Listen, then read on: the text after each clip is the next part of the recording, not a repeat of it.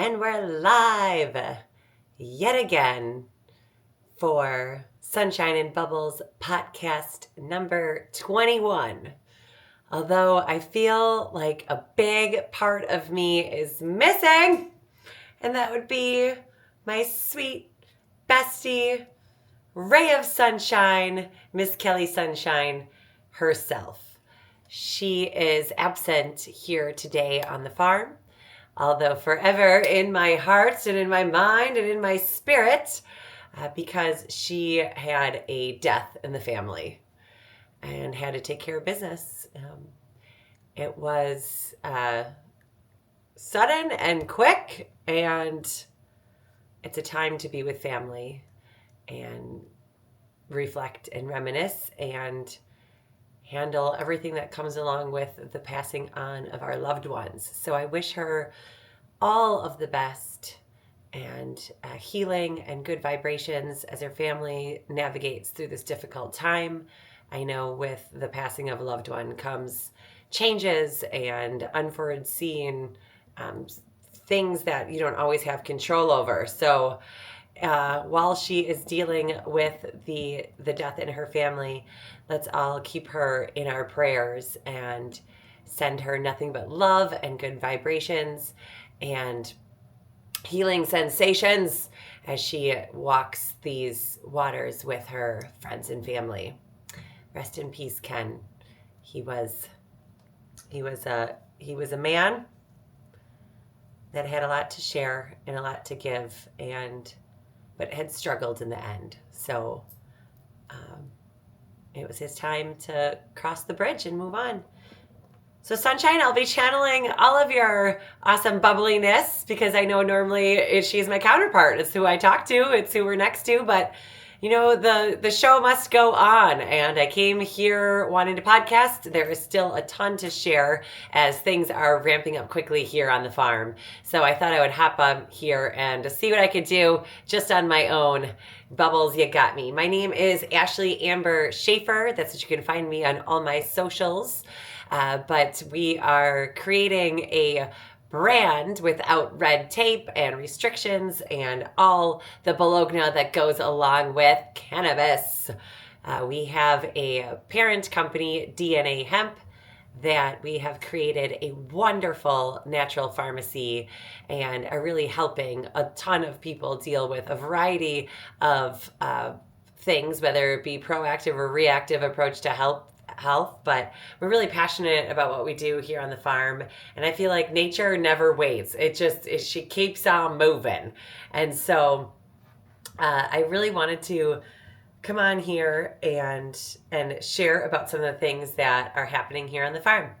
Yes, they call me Bubbles here on the farm. That is my nickname. Thank the goodness sweetheart of Uncle Dave, who gave me that nickname. But I think it matches my personality, so I'm rolling with it as my spirit name. But most of you know me as Ashley Amber. I am the founder and creator of DNA Hemp. We've been at it cultivating a natural pharmacy on our organic land since 2019, and I couldn't be more excited to be here with you today. Thank you for listening and tuning in and possibly sharing with a bud. Every last bit helps, and it's been a wild ride, a wild adventure, and I feel like this podcast is a great way to document those times and to kind of chronicle what the growth and transformation and the exploration that we continue to do here on the farm. It is really something out of this world and something to witness. So thank you so much for being here and tuning in. I can feel your energy, and it is amazing, and appreciate all the encouragement and love and kindness you have shown throughout this path.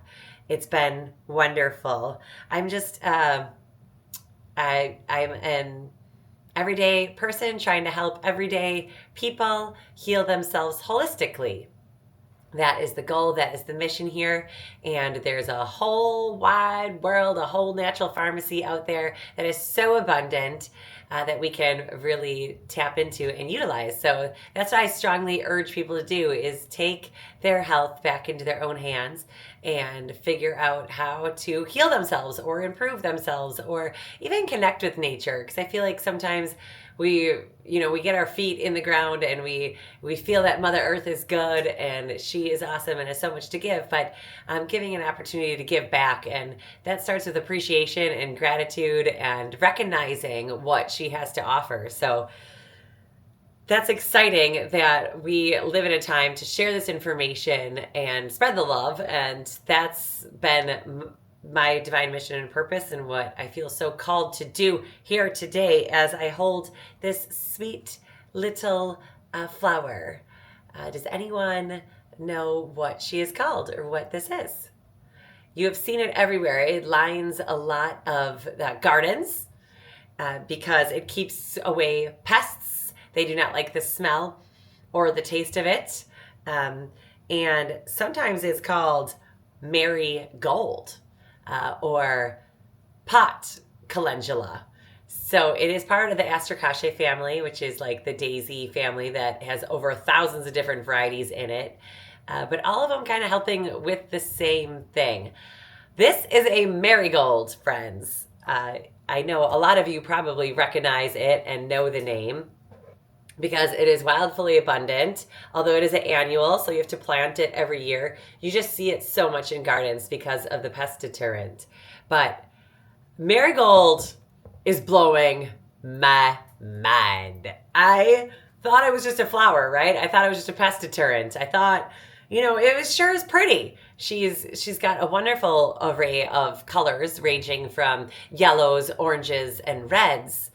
But I never knew the medicinal properties of marigold until I delved down deep and explored what she all has to offer. And it's really just truly amazing that this plant, this flower that we look at and gaze upon, but never really come to realize its full potential. And I feel like I can relate to that. Right?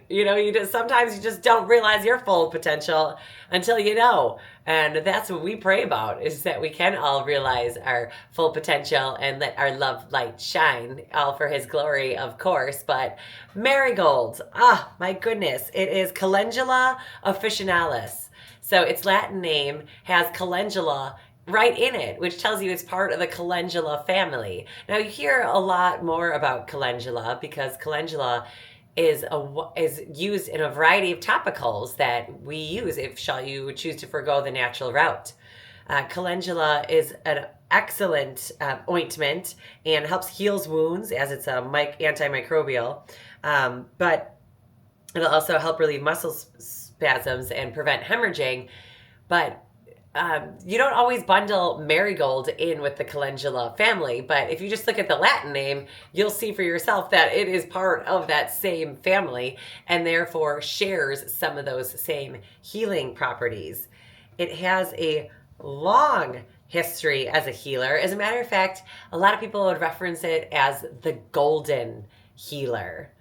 When I think of like the golden healer, I have thought of the golden milk made with turmeric root, but never heard marigold referenced as the golden healer. So I just feel like it's wild that it has this name, and it's called Mary's Gold because back in the day, people would put this flower at the feet of Mary at that altar, Virgin Mary, in place of gold coins.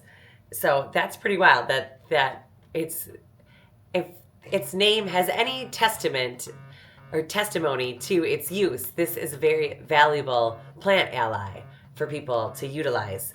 It is known as the pot marigold, and the Christians used to place it at the Virgin Mary, which is wild. But also, I feel like it's a Mexican marigold, or Tarchetes erectica, as is used a lot in the Day of the Dead, the Dia de los Muertos. They put it at the grave sites of their past loved ones. Funny that we should talk about this today with Kelly's loved one passing on into the next life, because If its vibrant color and its fragrance, its musky fragrance, is believed to guide the spirits of loved ones from the graveyard to the family altar. So, giving the notion that they smell this and they'll come back to the altar and visit their loved ones for a hello, because Lord knows we need them and we miss them, and we go to their altar to bring back those memories, and the marigolds can help to assist in that process. So it has culinary uses. Did you know that you could put this in your salad? You could eat the petals. So it's an edible flower. I've never eaten marigold before, but I can't say that anymore. It's absolutely delicious and nutritious. And a lot of times they'll use these petals as a cheap substitute for saffron in color broths, soups, stews, and cheese. Or they're, simply added to dishes for the color because it is beautiful and vibrant. In the past, people have used this for toothaches and eyesores and fevers, and they can strengthen the heart exceedingly, which is interesting, which is was claimed in the astrological herbalism. But folklore often associated the marigold with protection, which is interesting that we would put it by the grave sites, thinking that our loved ones are always our angels and kind of looking over us. But it was even optimistically suggested as a preventative treatment against plague in Europe. Also, it's sacred in pre-Columbian Mesoamerica. They would call it the flower of 400 lives, and associated with the sun and used in religious and ritualistic practices. So wild that it is so plentiful, and it has all this meaning behind it that I never really thought twice about. But this pot marigold, calendula officinalis, has a lot of benefits to it that can help you in your everyday life due to its powerful compounds. It has triterpenoids and flavonoids that are the workhorses of calendula, that makes it anti-inflammatory and antioxidant. So it helps reduce inflammation, which so many Americans suffer from, and it helps fight off free radicals, which are everywhere and in everything, it seems, that we eat nowadays. So what a great plant ally. Also, its carotenoids, lutein and zeaxanthin, are critical for your eye health. So it's kind of interesting because some might even think that, with its textures and ruffles, it could even look like an eye with the inside and the pupil and the iris. Could be used that doctrine of signatures, which is interesting. So for the wound healing and skin repair is with that anti-inflammatory and vulnerary wound healing properties, and helps stimulate tissue regeneration, which is really interesting. So a lot of people will put it in as a salve or an ointment for minor cuts, scrapes, burns, rashes, insect bites, and post-radiation dermatitis in cancer patients. Also, it is anti-inflammatory because of those triterpenoids that we talked about, which can help reduce redness and swelling. And people use it in the creams too, like for conditions like eczema and internal preparations to soothe inflammation inside. Who would have thought? It's also antimicrobial, antifungal. It can fight against bacteria and fungi, and it can be used for athlete's foot and other minor fungal infections. I think I'm going to make a topical with this. But not only that, I might make a tea, because as a tea infusion, it helps soothe the mucous membranes of the digestive tract, helping with mild gastritis, ulcers, and general stomach discomfort. And gargling it can treat sore throats and mouth ulcers. Wow.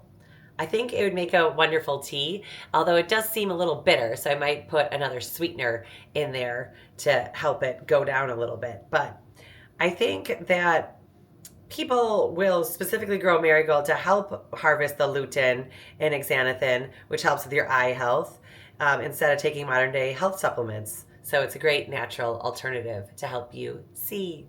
I see, said the blind man. I just was really excited about learning about all the health benefits of this overlooked flower. And often we thought just used in landscaping. So in spirit of the Day of the Dead, I harvested a bunch of the marigolds and filled up a paper bag with them, took them home and strung them on fishing line. And I made a wonderful garland, which I think is awesome for fall, because, it can decorate my house with these beautiful coloring. It gives you a total fall vibes. And it's a great way to dry it. So then when they are done drying on this garland, I can then preserve it for the winter time when I want a nice marigold tea to help me with my sacral and solar plexus. I just think that with its coloring, with the red, with your heart, the aching heart, in the yellow area for your digestion, which is your solar plexus, your I am center, and then all the way down to the orange that's present in here for your creative solar plexus. I feel like, solar and sacral of below. I just think it's really interesting that even just the colors kind of play to what it can help with and like what systems in your body. So I think it's just wonderful that this is so abundant and grows so freely with just being able to water it and put the seeds in the ground, and think of how much it could help you in your everyday life. So if you have access to marigolds, now is the time to harvest these babies, and you can even get crafty with them and create something really cool that can make you smile, and knowing that you're utilizing this plant medicine in how many different ways. And maybe you could even share with a friend or a family member that you think of when you're working with this flower. I think sometimes we got to trust our intuition, and those thoughts will come and you're like, my mom would really benefit from this. Let me make her a wonderful tea. As a matter of fact, you might want to go sit down next to your mom and have tea with her and talk about the future plans in the good old days and kind of connect the dots that way.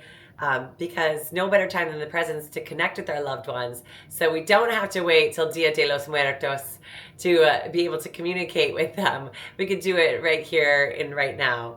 I just think that marigold is one of the most well-known and versatile herbs in Western herbal medicine, and they're an excellent remedy for inflamed and angry skin. So think of not just calendula, think of marigolds too when you have skin conditions and want to make an awesome topical for your family. It could be really, really cool. It's also a really good cleanser and detoxifying herb. So make that infusion, that herbal tea, or you could even tincture this and use it in the winter then too to treat chronic infections. Yes, the constituents in here with the triterpenes, the resins, the volatile oils, the flavonoids, mucilage, carotenes can all help with anti-inflammatory, muscle spasms, astringent, preventing hemorrhaging, heal wounds, antimicrobial, detoxifying, and mildly astrogenic. So I just love the antifungal properties, antibacterial, antiviral. It's just super effective for cuts, wounds, varicose veins, and other skin conditions. Digestion, detoxifying, and reduce pain during menstruation even. What? I just love it.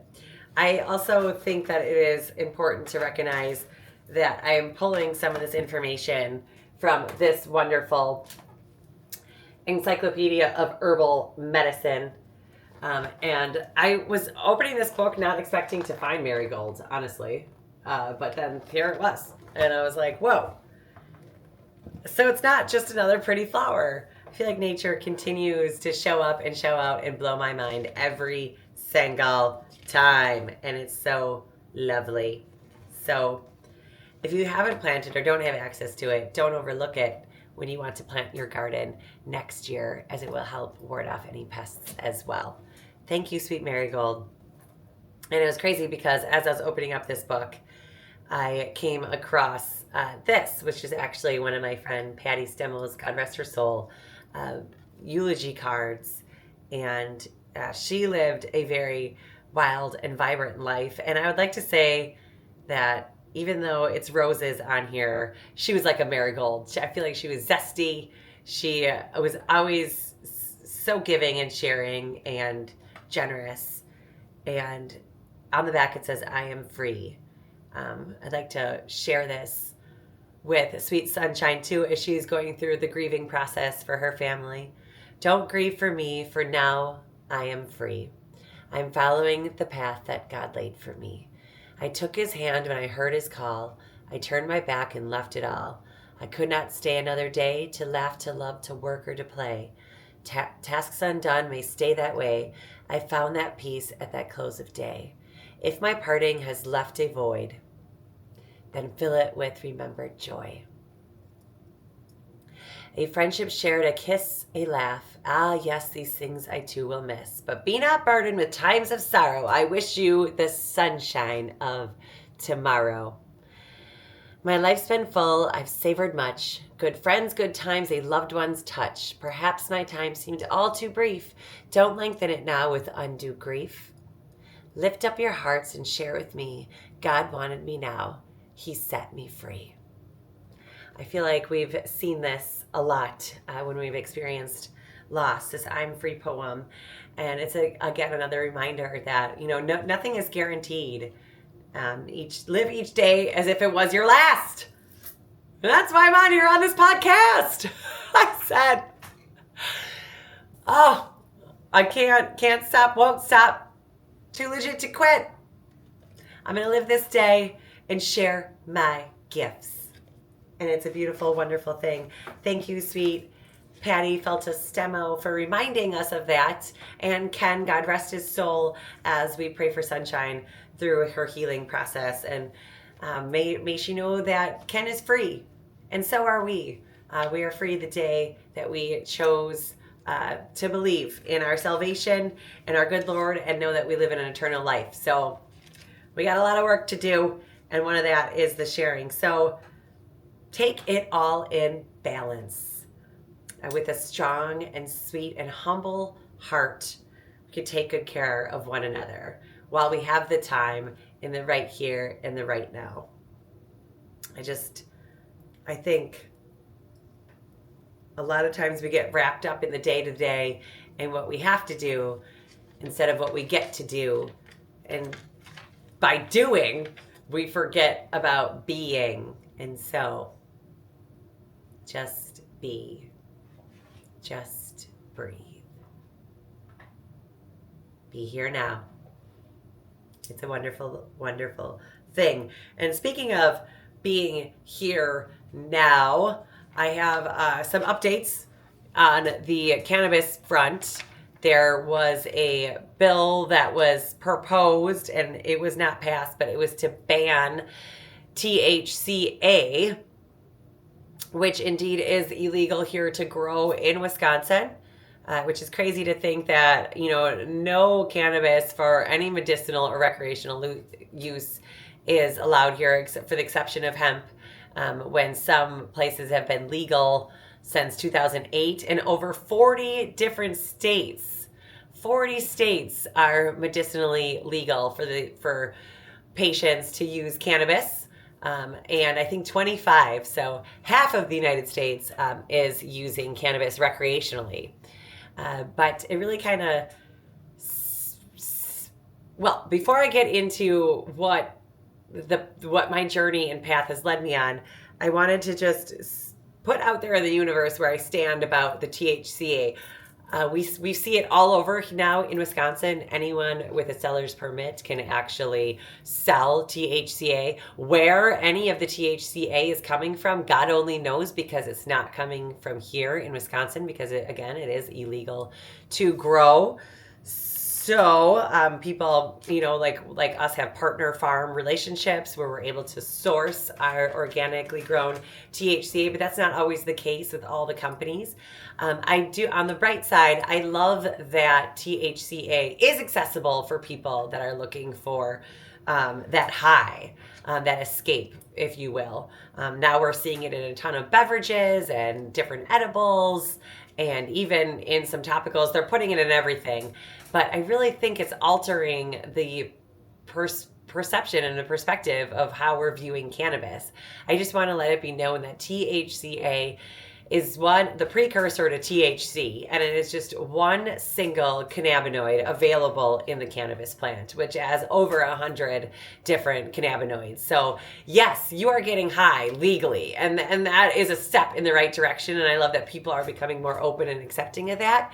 but you are not getting the full experience, the full joy, the full uplifting effect that cannabis has to offer. Because if you think about the entourage effect and all of the cannabinoids working together in their natural synergistic fashion, that's really how nature intended the plant to be, not these isolated single compound cannabinoids. So just keep that in mind as you're consuming these products, that you are consuming the product just for the high and not so much for the healing.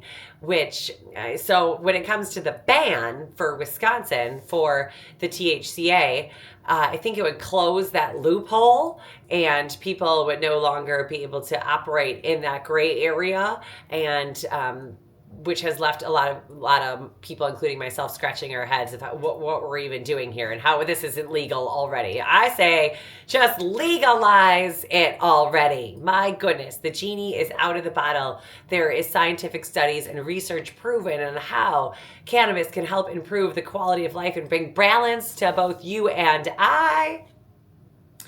But God has proven to me again that I am missing the point of the opportunity that is right here, right now, of so much what I've talked about being here now. And that is that it's not about the high, it's about the healing. Yes, call me crazy.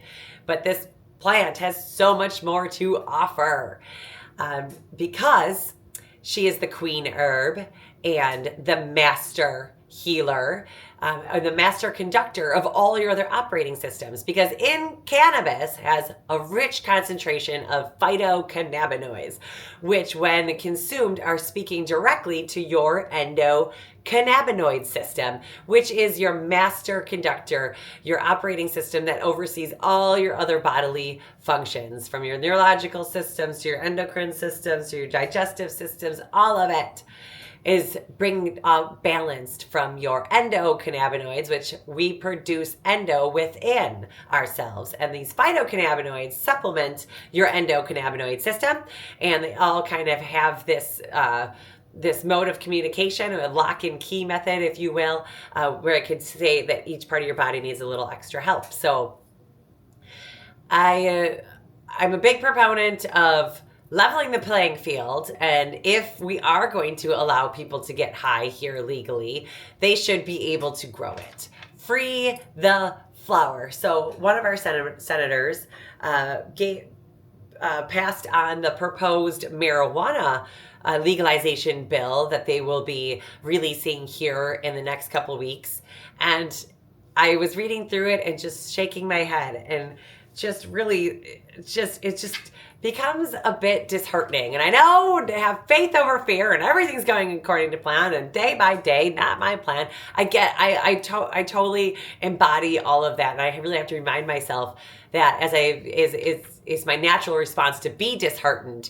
But it seems like with this flower, with this plant, and I'm talking about cannabis, they just want more and more regulation to go along, more hoops to jump, and really making it impossible for the small hobby farmist, for the small business to even compete with these huge corporations that can afford the license fee, which they're saying should be $10,000, the testing fees, which you have to get tested before as the flower and the after for the finished product. Maybe I should open up a testing company, because it seems like there might be a more profitable route to go.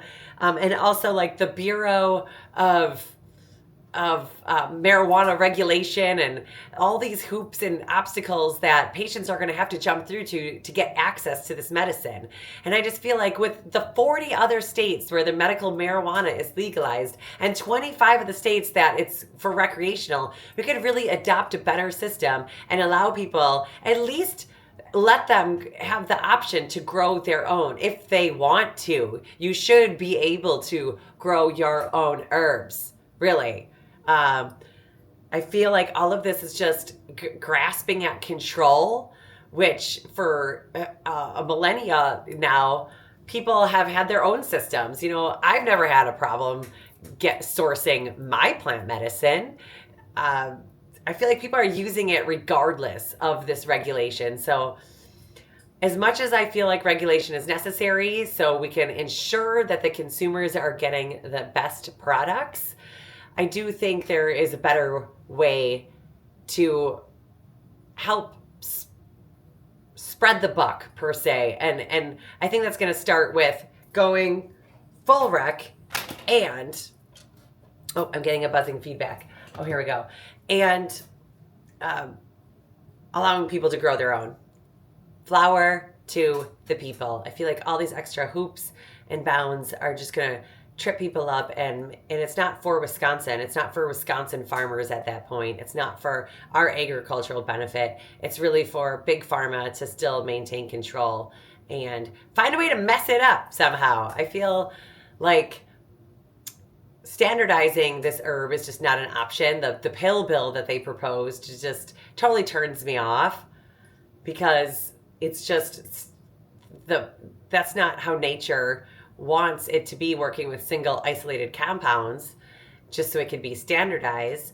I feel like allowing people the freedom to create, discover, and explore with the herb on their own accord is going to be the best route for us. So stay tuned about the proposed medical marijuana. I am still combing through the 70-page referendum of what this all entails, but as I delve deeper, I will have a lot of faith that everything is going according to plan. And when I sat with that, so I recently announced or put out there publicly that I have been alcohol free for the last 2 years of my life. I've found myself when talking with people about my decision to quit consuming alcohol, people would be like, are you like you're not sober? Like, are you totally sober? And I'm like, well, I guess no, I'm not. I'm not totally sober. I still am California sober, in which I still use cannabis. And so, I had to be like, no, yeah, I'm not sober. I still use cannabis, which has been a wonderful plant ally and taking nothing away from her. But as I recently had finished the Bible also front to back, I read the greatest book of all time, the Old Testament and the New Testament. It took me about 2 years. So about the time that I went sober and made the conscious decision to give up alcohol, I also finished reading the Bible, which is really eye-opening. And I really took my time with the Bible, and I didn't rush through it. And I just kind of tried to read a chapter a day, which took about 2 or 3 minutes, and worked it into my morning meditation practice. And it really seemed to work with me, along with, talking with my peers and attending church and trying to, in the information gathering phase, I guess you will. And in that 2-year journey, I am on fire for God. I'm on fire for Jesus. In there, it's so much be fishers of men, go tell it on the mountain, spread the joy, spread the good word. And I've personally made that my mission, but I couldn't help but see on there so much that it wants you to be of sober mind. And as I was explaining my California sobriety to people, I realized that I am using the alternative substances to alter my psychoactive consciousness. So upon finishing the Bible yesterday, I read the last chapter and made the announcement online, as I was really proud of myself, because it has been a really big accomplishment and an excellent journey that as I live in awe and wonder. I've also made the conscious decision to stop using any of the mind-altering substances like THC or THCA. So I have to just laugh. I was like, oh my gosh. Ashley, Bubbles! The answer has been here for me this entire time. It's right there in front of my face of how to be of sober mind, and that is through hemp. So I just go back right to square one. I feel like I've resisted it.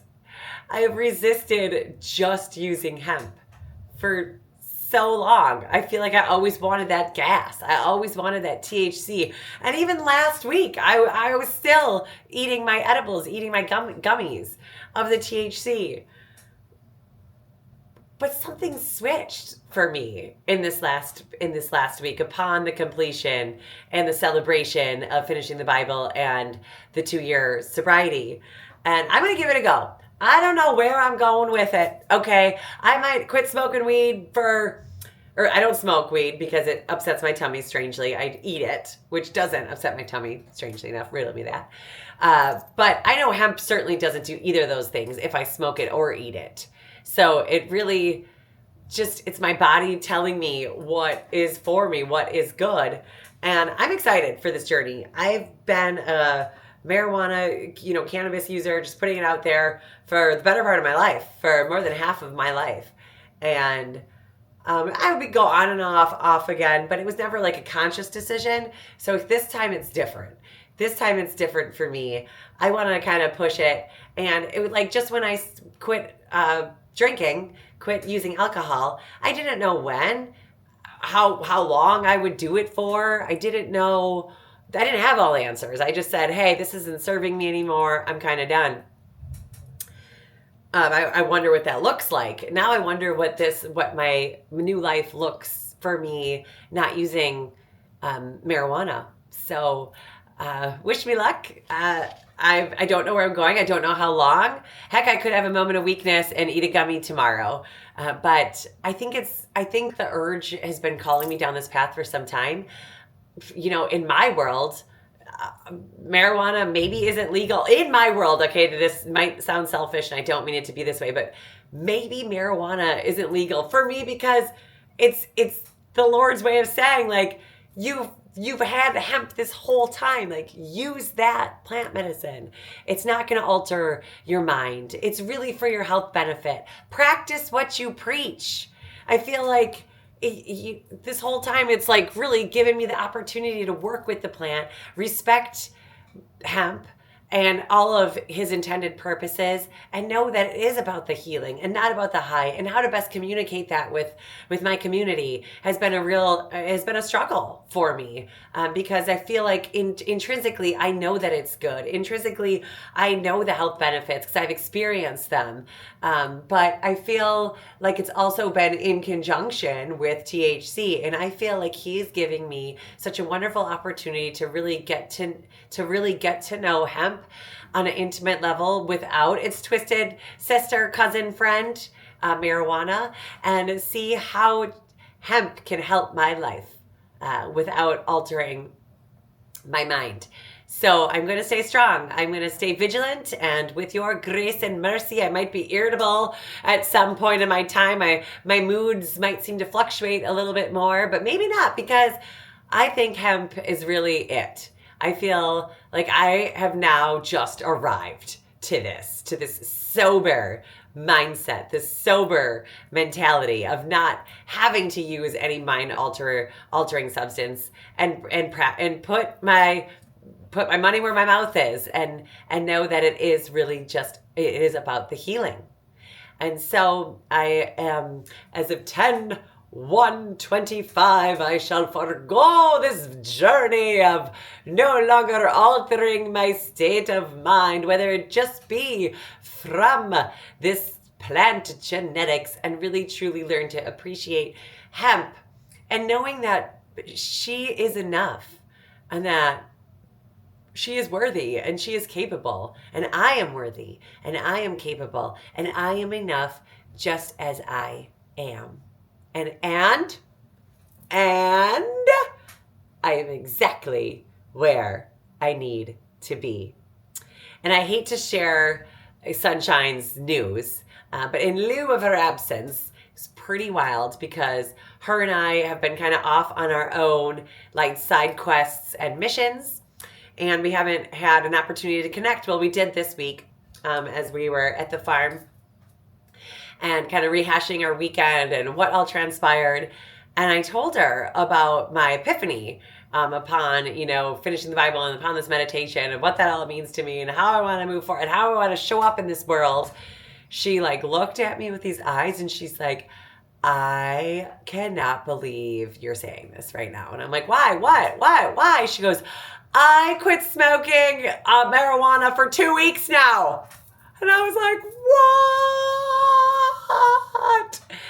Because it was I who quit drinking, and she followed 2 weeks after. So I feel like this is like flip-flop, vice versa. And I feel like, not to share her news, I don't mean to, but she has been using, she's older than me, so she's been using longer than I have. And for her and I just to be vibing on that level was pretty eye-opening. I was like, wow, sister, wow. Like, you can't make this up. And, you know, if someone were to have told me, like, hey, Ashley, you have to quit smoking marijuana. Like, if I had a job or something like that drug tested me, or if my husband told me, or like, you know, nobody likes to be told what to do. I don't, for what I'm saying is that it is my own conscious decision to want to be of sober mind so I can be of best service to you.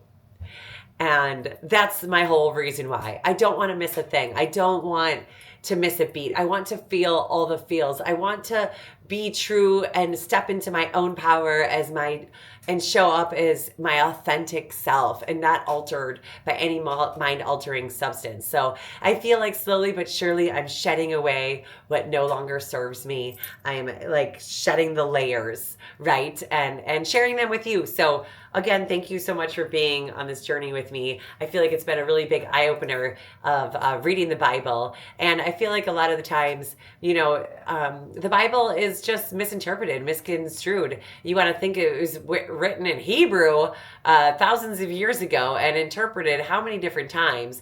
But it's such a lovely, and there's a lot of hearsay, different interpretations from friends, family, that are melding in with their experiences and what they know. But I think the Bible is just such a solid foundation to read and start with, because really they say that the people that wrote the Bible, the priests and the monks and everyone who had a hand in it, it is like breathed out by God. It was they were the scribe, and that was God's word. So to have that to reference back to, and I don't know, I could probably Google how many times in there it said be of sober mind.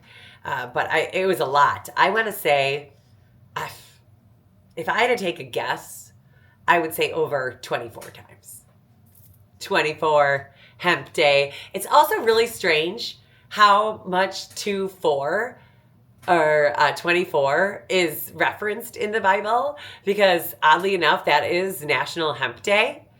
And also 42, which is like the stoner day too, of 420. How much though that numerology is mentioned in the Bible. And every time I would like highlight it and like draw an arrow to it, and if I'm like, oh my gosh, like it's all connected. And you just really can't make this stuff up. Come on. Like, also too, I think when I end this, I will be looking up how many times sober mind is mentioned. If it's 24, oh my gosh, like, whoa. But also how many times the numerology 2-4 and 4-2 is mentioned in the Bible, because it's all out there. And it's all so true and so worthy and so awesome. And I highly encourage you to read the Bible for yourself. Quit listening to what everyone else has to say or have to think about it. It's really your own spiritual journey. And if you just take a couple minutes out of your day to strengthen that relationship, strengthen that foundation, and read it from the breath of life from His Holy Spirit for yourself, and you can come up with your own assumptions. And buckle up, Buttercup, because it's going to be a wild ride. His purpose, His plan. And we are just here. I just constantly am in prayer just to be His hands and feet. And when I do pray, and there is no wrong way to pray, I just ask for, you know, how I can be of best service and how I can be His hands and feet. And He keeps relaying the message to me with my bachelor's degree in communication and my master's degree in herbalism, to keep sharing the good message about His gifts, nature's gifts. So I just couldn't be more excited to be here now, and in appreciation of the hemp that we are growing. We've had a wonderful year on the farm for our UW-Madison test plot. UW-Madison sent us a variety of different genetics, all regionalized here in Wisconsin, and we are sending in samples and pictures and being on the ground botanists about what we think about the germination and the maturity and pest resistance and mold resistance and all this, sending this information to UW-Madison so they can compile it so we can grow the best weed ever, because Wisconsin is built to do so in the land of agriculture. Anywho, it's been really fun to work with those genetics, and the buds are beautiful and bountiful, and they are ready for harvest. So we put out there like, come on, to all of the people that are vendors and retailers that we work with. They're like, come on out and check these plants out. And some people have taken us up on it. I just gave Sweet Kayla from Needed Paws Massage a farm tour this morning, and she was in awe and wonder of the nature. And while she was here, I had a praying mantis land right on my hip. And I was like, whoa, if that isn't crazy. Praying mantis. And I bet that's very symbolic. And I'm also going to do my research upon the symbolism behind that godly creature. It looked like an alien. It looked like something out of this world. It was so wild. And what did you roll in, Ruby Dooby? Mayam, yam, yam. Oh, goodness. She's like, what, Mom? I did nothing of this sort. Oh, you're getting a bath tonight. You're a stinky. Mwah. But Kayla came out asking all the good questions, wanting to know source origins. And she uses the balm as an add-on in her massages. And her guests just absolutely love it. For, their pain, for their inflammation, for any of their skin conditions, just to even relax. So I love that she has been offering our balm for years now, and to be able to connect with her in person, face to face on the farm and show her our works has been amazing. I'm a proud plant mama. I also, speaking of harvest and on the farm, this year, my husband Dan planted a little less than 10 acres. We intended to grow for biomass, hemp, CBD biomass, in which we had a connection with a contract grow where we were guaranteed a price point per percentage per pound. And not our plan. It didn't work out as planned. We got the plants in really late in the season. First of all, my husband had to special order a implement that would plant all of the seeds, special for that size of seed and the row spacing that we needed. And it was a custom order and quite a sizable investment. But smart investment, because he can always trade it in and use it for his contractor business, for like a skid loader or whatever else he needs. He always needs more for building homes and beyond. But anyways, so smart investment, right? And there's a little hold up with that and a little hold up with the seed. So we finally got into the ground really late this season. I think it was like July, right? Like a middle of July. And I feel like the weed pressure just took over, and there will be no hemp harvest for biomass. I could go around and like clip some colas because they are looking rather healthy and green and vibrant out there when the time is ready, but nothing will be harvested for sale, and nothing for biomass. And we're not even getting it tested this season. Seems like a shame, but fortune favors the bold. And brave. So I give him kudos for even planting that field of dreams, in hopes that we could get a contract buyer to secure a price for the hemp for the premium sun-grown organic hemp that we grow. It's all step by step and day by day. So it was not a failure. But it's definitely not what we anticipated and intended. Although the plants that are there look, like I said, rather healthy from having no like nutrient regimen, no watering program schedule. So it is what it is. So buttons on your underwear. I'm curious what Dan the Man will do next year.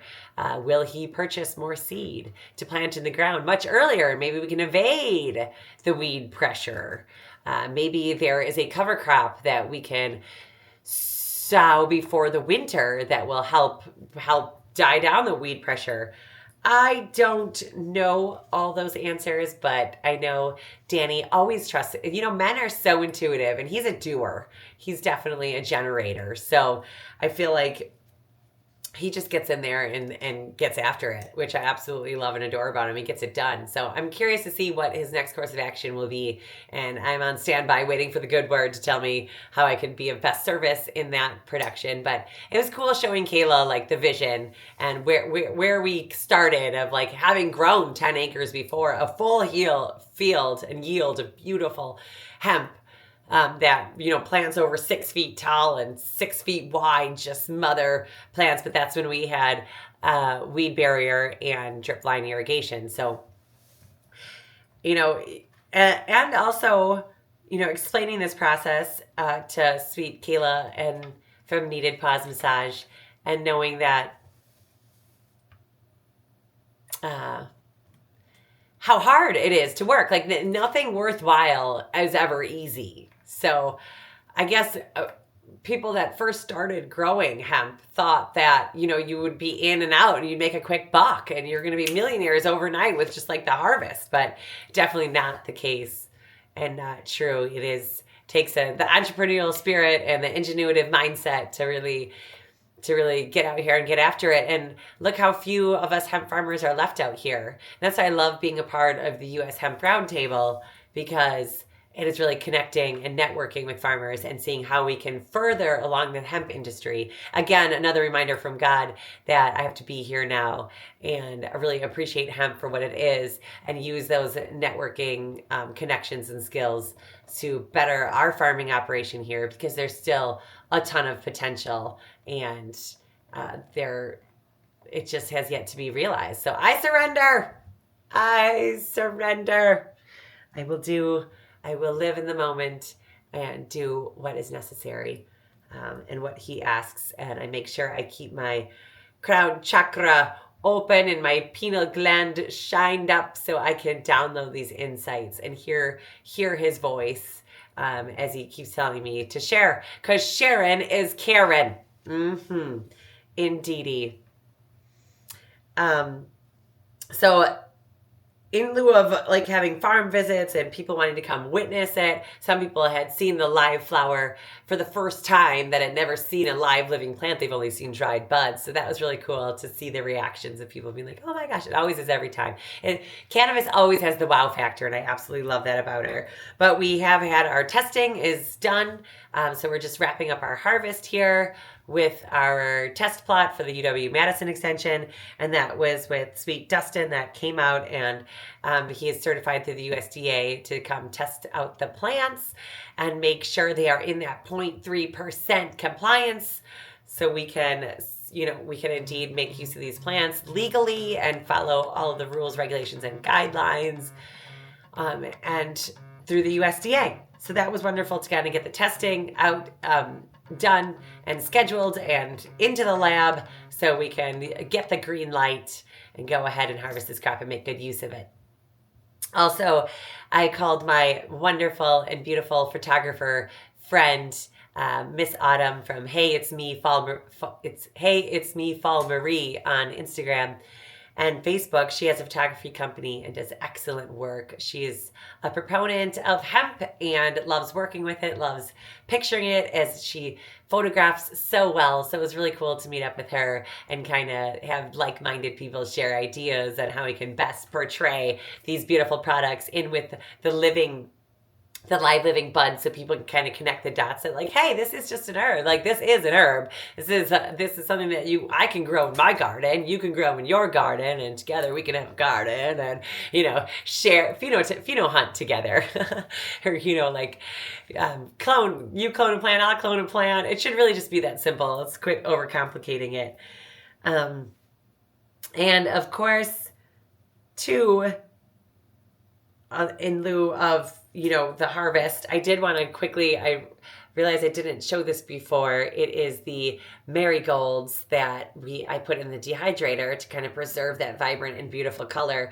So not only did I make a garland, but we're preserving the marigolds. So I have some for the winter, but kind of reaping the bountiful harvest of that beautiness. And on the first two, I know I was supposed to open the box, but each season I get a seasonal self-care box from Sienna Moon, from Grace and Michelle, the beauties over there that offer crystals and other high-vibing healing in their shop in Pewaukee, Wisconsin. And I love how intentional their seasonal self-care boxes are. I had the joy and pleasure of opening mine up yesterday. I waited till October. It felt like a suiting time since I missed the new moon and the autumn equinox opening.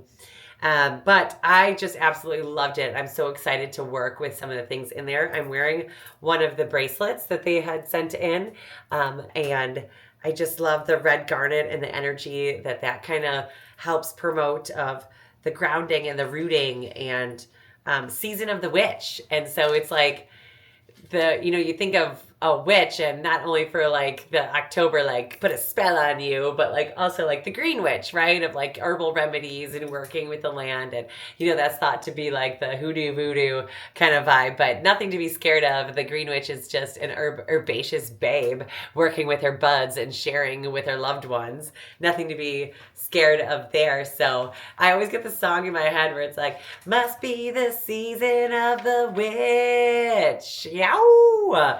That's a good one. But I love that they like encompass that in the self-care box. And in the self-care box has all these different supplemental tools and supplies to help with your prayer journey and your mindful meditations that you can, kind of drop into and do breath work and meditation and journaling to help you live your best life. So it's really a box of self-care in there. I also had a flame, carnelian flame tower that was sent in there that I absolutely love. It has my whole heart. I know carnelian like representing the heart and the flame, and I just immediately like looped it back to the fire that I have for being a Christian and wanting to share the good news of our salvation and eternal life. So I was like, yeah, see, they like felt these vibes and connected and throw it down, and hey, it is what you make of it, right? Like to each their own. Like that was my experience, and in what I was thinking, but that doesn't mean that's what you have to think or what you would get out of the box. I think it's really a personal journey, and when you open the box, life is what you make it. So it is whatever you want it to be. You got to use your imagination, and tapping into that is art in and of itself. So thank you so much, Grace and Michelle from Sienna Moon, for sending out that seasonal self-care box. I really feel the high vibration and intention that you're putting off into the universe. It is heard and felt, and with a grateful heart, I say thank you. Thank you so much for taking the time to give me that extra nourishment that I need in this time of harvest, where I feel like I'm running around like a wild woman, trying to work with nature, not against her, and reap those harvests, and all in faith in lieu of reciprocity and being able to give back. So I feel like my way of giving back is by using my throat chakra and my communication skills to be able to portray these messages to people that might not know, even if it is for a minute or two, just to kind of energy zap and vibe ya to hopefully inspire you to get out there and get connected in one way or another, whether it be with the source spirit of divine, whether it be with Mother Earth and all of her super awesome gifts, or the ether, and everywhere in between, or connect with your grandmother before Dia de los Muertos, because learning from our past, learning from our ancestors, and paying homage and gratitude to that is something that we talked about a lot in this podcast. And, paying tribute to what is already known and with a bright future of what is to come, and kind of speaking that into existence. So I just love the tools in that box to be able to connect with that energy and help get through it step by step, day by day. Lord, I pray. And some other things in this bountiful harvest season on the farm has been the food preservation. I actually got a big bag of tomatoes, a half peck of tomatoes. I don't know if I'm saying that right. A half a peck, a half a bushel, and did some canning. I just think I can see why ladies get hooked on canning and this food preservation. It's just wonderful because it's like you know where that came from. You know, you grew that tomato. You have that ethereal connection with that tomato and all the tomatoes that it takes, and then pouring your love and pouring your energy and time and investing in yourself in that matter and in the highest regard, that you are vibrating in that level where you want to know your source of your food and where it's coming from and how it is being processed and preserved. And having that connection to the food over the winter is something that'll nourish my soul up until spring, when we can start doing it all over again. So I just want to say thank you so much for that time and that energy and that bountiful tomato harvest to be able to can that. I got 10 quarts out of the half a peck or the half a bushel of tomatoes, and I'm looking to get another one. I'm so excited. Another great place, if you don't have the tomatoes, is to connect at a local farmer's market, because Lord knows they got tomatoes coming out of their eyeballs, and they're practically giving them away right now for the prices that they're selling, and making sure that they're organic, and having that conversation with Glenn, the farmer, and saying, hey, like, how did you grow these? Or like, what does that look like? What herbicides, pesticides, if any, have you used? And being able to like connect on that level and get those answers so you can feel really good about what you're canning to feed your family is something just so rewarding in and of itself. And I'm hooked. I'm obsessed. Like, I'm going to start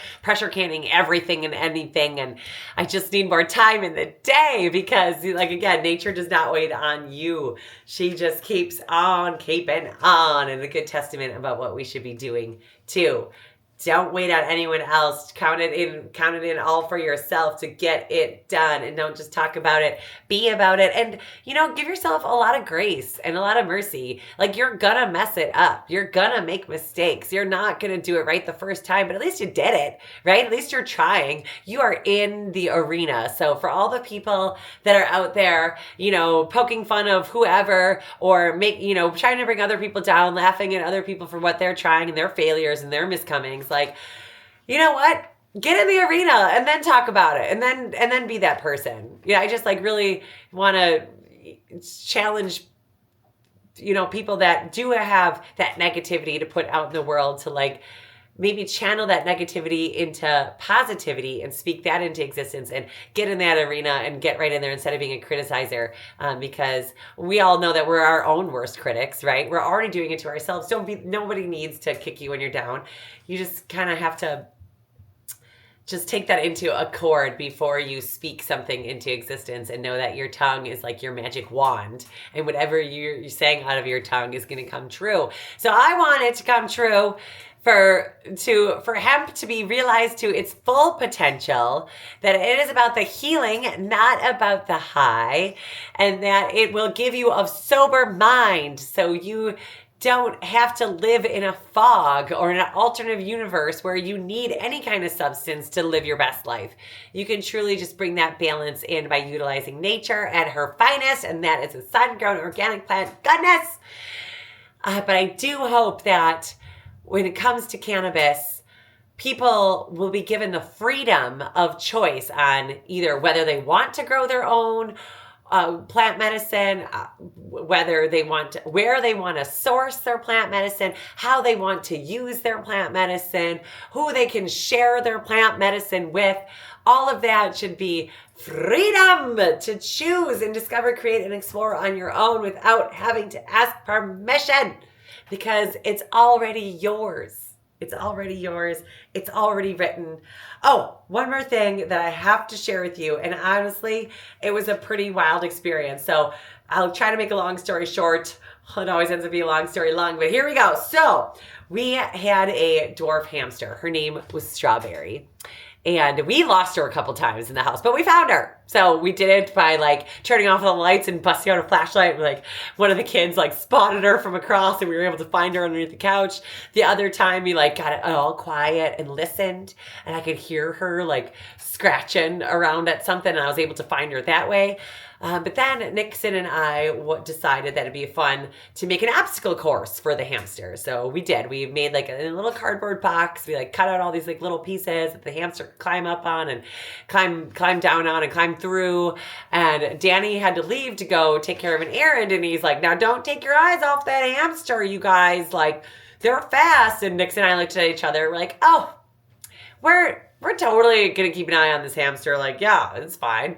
And so we went to go grab a blanket. It was something so silly. We took our eyes off the hamster. And would you believe that hamster got out of the cardboard box? And never to be seen again. And sometimes I swear I hear the hamster scratching around in the walls. And I'm like, Strawberry, is that you? Strawberry. Rest in peace, Strawberry. Lord rest her soul. I will never know what happened to that sweet girl. Maybe she is leaving the walls. Maybe she died a week later. But we left the cage out. We tried to find her with no avail. So just last week, my sweet, darling 10-year-old Nixon James was really trying to convince me to get another hamster. He goes, Mama, I'm older now. I can do it. I can take care of the hamster. I promise, we won't lose her. We're going to be really vigilant. We're going to be really responsible. Like, can I get two? Then she'd have a friend and then I won't have to play. I just really want two dwarf hamsters, Mom. Can we get another hamster? Well, he almost had me convinced, but then I was like, no. We just have a puppy. We have Ruby Dooby. These kids got me taking care of fish. My daughter has a fish. My son has a frog and 2 fish. So I'm like, no, harvest season. No, I have enough to take care of. I'm not even going to think about getting a hamster right now. Okay. Put it to bed. Well, this week was a different story. We were taking our dogs for our nightly walk around our subdivision. And we came across the dogs sniffing this dead mouse in the middle of the road. And it was a mama mouse. I could tell because I had a little baby right next to her and her guts were splatted out. The baby mouse was also passed on. And Nixon and I came up to her like, oh no, mama mouse passed away. And let's say a prayer over her. So sure enough, we put our hands over it and Nixon led the prayer. It was the sweetest prayer to God about, may he take care of her and love her and she's in eternal life and maybe she'll come back in another way. I don't know. It was a sweet prayer. So sweet. And I absolutely loved it. And so prayer said, we keep on walking on. Well, a couple steps forward and we found this tiny little baby mouse. It was still very much alive. You could tell it was trying to get away. And I was like, oh no, the baby mouse. And I instinctively picked it up and put it in my hand. And I'm like, oh my goodness, this sweet little baby mouse. Look at it. Oh, it's so cute. And then we were talking about the baby mouse. Well, the dog was also sniffing another dead mouse along the way. And next to that dead mouse was another alive baby mouse. And I was like, oh, look, another one. I went and scooped it up. I'm like, this little sweet little baby mouse. And so I put the baby mouse, there's 2 baby mice. And they're brother and sister, who knows? And I wrapped them up in my hand. And I look at Nixon with his big brown eyes. And I'm like, well, what? He's like, well, what do we do, Mama? And I was like, oh, gosh. And our neighbor rolls up and he's like, toss them in the grass. He's like, forget about them. They're mice. Get rid of it. And I'm like, but they're orphaned. And he's like, keeps on rolling. So again, I look at my 10-year-old and I'm like, oh my gosh, babe, what do we do? And so we were like, well, let's just go put it in the grass. Let's just let nature do its work. We're going to just go put it in the grass. And we put it in the grass and look down at these things and they're clearly not going to survive in the grass. They are orphaned. There is no, the mom's not coming back. She's gone. And I was like, oh my gosh, we can't. Nixon. And he's like, can we please keep them, Mom? And I was like, your dad's going to kill me. And he's like, let me talk to Dad. I'll do the talking, Mom. He said it was so cute. I was like, oh my gosh. So sure enough, we bring these 2 baby mice back to the home. Of course, I have all the things. I have the hamster home in the house from Strawberry. So I'm like, all right. So I'm like, well, now what? Now they're probably hungry, right? So we call up Friends of Nature and Slinger, and we're like, do you have any kitten formula? Because that's what we've read that they like to eat. So we went and got the kitten formula. started feeding them to how we should. It started with a brush, like a paintbrush, like put the formula a little warmed up on there and they'll like suck it off the brush. That's what we're doing. And things are going really good for the last couple days. Like these mice are thriving. And my daughter came home. She absolutely fell in love with these mice. We ended up naming them Raz and Berry, as for raspberry in tribute to strawberry, and with Blue as their middle name. So it's like blueberry, raspberry, but she liked the idea of Raz. Anywho, so they're named, they're like our pets now, right? I feel like initially I had the intention of like nursing the mouse back to like maybe like adolescence and then letting them go. But I was getting used to the idea of keeping these mice as pets. Because I actually had 2 mice as pets, Millie and Tilly, that my friend Lauren gave to me that she had to surrender. So it kind of like brought me back, and I'm like, I ended up having to surrender them as well. So it was kind of like a wound there. It was like filling a wound that I didn't even know I had, and through these baby mice and being able to like have that life in my hands and taking care of them and having the kids be involved in that was really special and sweet. Well, today I was having a glorious day. I took the cover off and I had the bottom pan like kind of tucked back, and the sun was coming down on the mice. I was like, oh, this will be nice. It'll keep them nice and warm. These sweet little babies, they love to be warm. And I go outside, I water my flowers. I'm outside, water my flowers. I'm singing. I'm like singing to the Lord. I'm like, ain't nothing gonna steal my joy. Oh no, nothing's gonna steal my joy. I'm sure the neighbors could hear me, whatever. I'm singing, having the glorious time, watering my flowers. And I come back in and I check on the mice right away, and there's only one mouse. And I was like, Raz, where are you? And I'm like looking through the cage. Okay, like it's nowhere in there. It's not there. I like turn around and there is Ripley with it in its mouth. And I was like, no, Ripley. And he like drops the mice, and I like go over to the mouse. I'm like, oh my gosh, Raz. And it's like still breathing. So, but it was like gasping, and you could tell it was like a labored breathing. I was like, and I was like, oh my gosh, raspberry. And I'm like, oh, so I like breathing. I'm like breathing. I'm like breathing on it, trying to like give us this Holy Spirit, in the breath. I don't know, and saying prayers. And I don't know if it's going to make it. So that's what I'm going home to right now. Stay tuned to see if sweet little Raz is going to survive. I got used to the idea of having sweet little mice as pets. I mean, why not? What's the difference between a dwarf hamster and a mouse? Like, they're both rodents, right? And I just feel like I had to laugh because, I said no to Nixon. And I was like, Nixon, you manifested this. Like, you wanted 2 dwarf hamsters and you got 2 baby mice. Speaking about the power of speaking it into existence and manifestations and like God's plan. Like, he had another plan. Like, joke's on me. So please